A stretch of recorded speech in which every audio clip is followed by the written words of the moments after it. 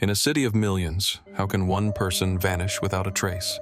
And even worse, how could someone commit an unspeakable crime, dismember a victim into thousands of pieces, alter the remains, scatter them across the city, and disappear like a ghost, leaving almost no clues behind?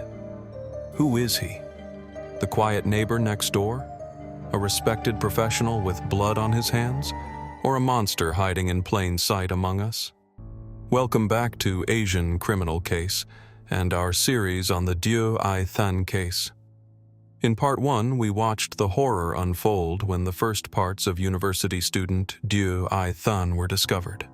A young woman with simple dreams became the victim of one of the most brutal murders in recent memory. Her body was horrifically dismembered, vital organs never recovered, and the killer seemed to vanish into thin air. Today, in part 2, we will follow the Nanjing police through an unprecedented investigation, break down the psychological profile of a cold-blooded killer, see how fear wrapped itself around an entire city. The hunt for an invisible monster officially begins. Before we open the next file, make sure you subscribe to Asian Criminal Case and drop a comment with your theory about the killer. Now, let's get back to the investigation. This was no ordinary murder case. It was an open challenge to the Nanjing police force and a bomb detonated in the middle of everyday order.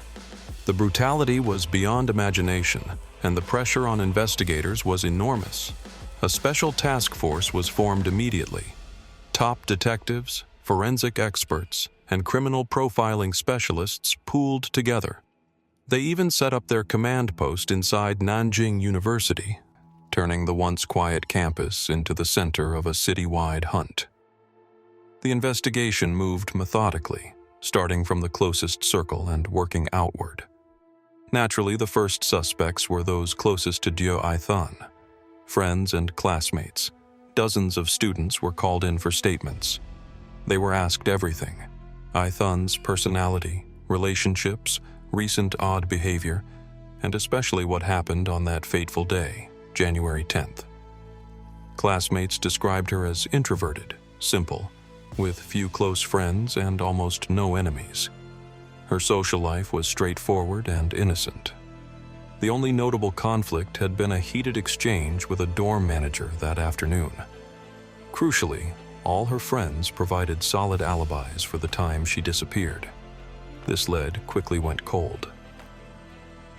Aiqing's roommate, who had reported the incident involving a hot plate, was questioned intensively. Was there deeper resentment behind that quarrel? Was jealousy involved? The answer was no.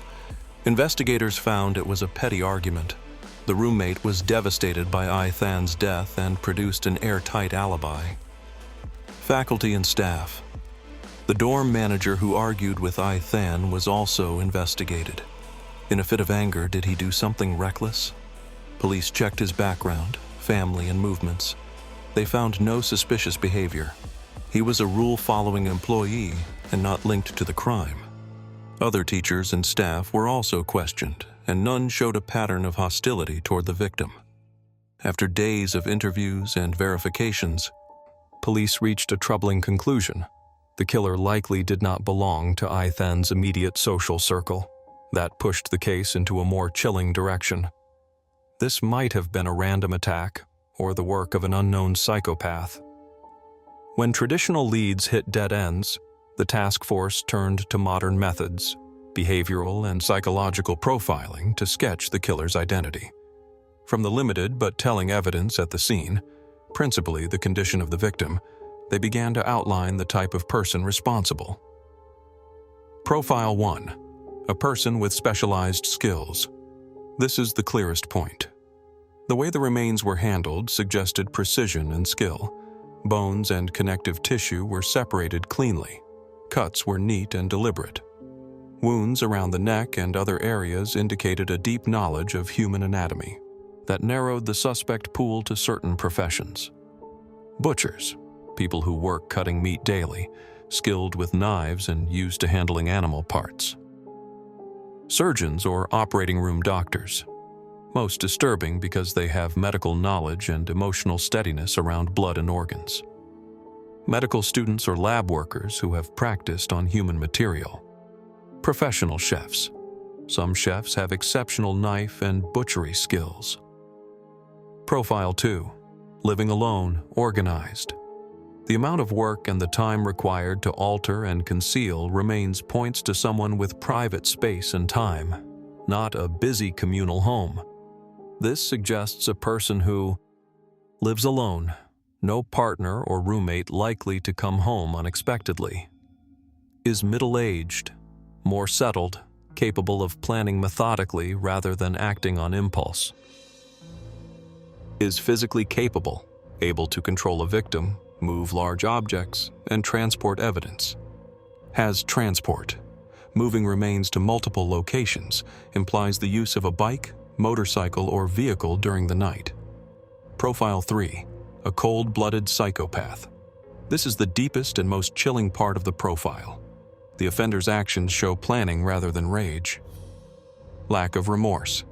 The way the body was treated suggests emotional detachment. The victim became an object, a thing to be handled. That detachment is common in psychopathic offenders. Need for control and dominance. Dividing the body into many parts may symbolically reflect extreme control over the victim, even after death. Scattering the remains could also be a way to taunt investigators. Calculated and careful. No fingerprints or obvious DNA were left, and forensic DNA analysis was less advanced at that time. The killer planned the crime from victim selection to disposal. If you were an investigator in 1996 with these 3 profiles, where would you start in a sprawling city like Nanjing? The suspect could be anyone, someone completely ordinary. With the profiles in hand, Nanjing police launched an unprecedented citywide sweep. The search spread from the campus into surrounding neighborhoods. Full review. Police checked records of single, middle-aged men living alone in the area. They visited homes and interviewed residents. Anyone in sensitive occupations, doctors, butchers, chefs, was placed on a special watch list. Business inspections. All nearby slaughterhouses, meat shops, and restaurants were inspected. Investigators looked for unusual behavior or staff who might stand out. Tracing the crime scene. One of the toughest tasks was locating where the crime took place. The killer had left no signs of a struggle in any house or apartment inspected. No traces of blood or evidence were found. The crime scene, like the killer, had vanished. But the investigation ran up against a major obstacle that defined the era: limited technology. In 1996, public CCTV cameras were rare. There were no electronic eyes to show where Aiqing went after leaving the dorm, or who carried bags across the city at night. No camera captured the person who might have moved the remains. DNA technology was in its early stages. Investigators couldn't reliably collect trace DNA from plastic bags or compare it to a national database that didn't exist yet. So the case depended on traditional police work, knocking on doors, questioning witnesses, and piecing together patterns. But against a clever and careful killer, these methods were sometimes not enough. The perpetrator was like a single grain of sand in a vast desert. The massive police investigation seemed to stall. The killer remained a ghost, and another force began to grow: fear. It spread through the city and seized families with dread. If this story has gripped you, take a moment to support Asian Criminal Case. A like, a comment with your theory, or a share will help the channel keep making these episodes. Thanks. Now let's see how fear changed Nanjing. As details leaked and papers picked up the story, panic spread across Nanjing. Meat phobia. Reports that the remains had been altered sparked a collective anxiety. Many residents, especially students and people near campus, avoided eating meat for a while. People eyed the cuts of meat at markets with suspicion. The short hair, red coat obsession. A major newspaper ran a photo of Aiqing showing her with short hair and wearing a red jacket on the day she went missing. That image, combined with the case details, sparked a rumor: a killer targeting women with short hair and red clothing. Women began to change how they dressed. Those with short hair avoided wearing red. Some even tried to grow their hair out. The city took on an air of distrust. Neighbors watched each other more closely. Trust between people frayed. School safety under scrutiny. The fact that the crime touched one of the country's respected universities raised alarms about campus safety. Parents across China worried for their children. Universities tightened security, enforced stricter curfews, and controlled entry and exit more closely. But the psychological scars remained. 3 months passed. 3 months of sleepless nights and fruitless leads. Thousands had been interviewed. Hundreds of sites examined. No clear suspect. No physical evidence that led anywhere. The special task force, after turning the city inside out and finding nothing definitive, quietly withdrew from Nanjing University. This was not an admission of failure, so much as a marker. The investigation had reached a dead end. The trail had gone cold. The killer had, in effect, won. They carried out a meticulous crime and vanished completely, leaving behind a shattered family, a traumatized city, and a long, unanswered question in the police files. The massive hunt ended in frustration. A detailed portrait of the killer existed on paper, but it remained only a shadow.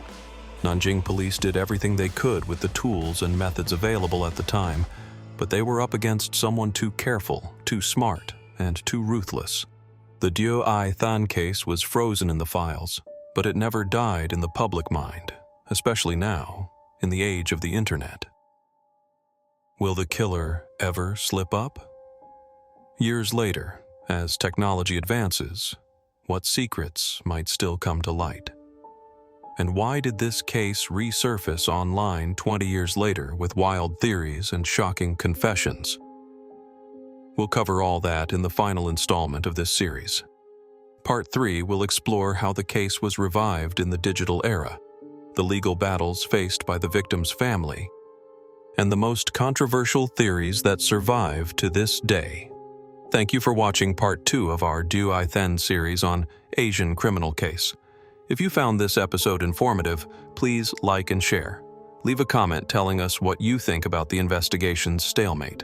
Most importantly, subscribe so you don't miss Part 3, the final and most dramatic chapter. Goodbye for now. We'll see you in Part 3.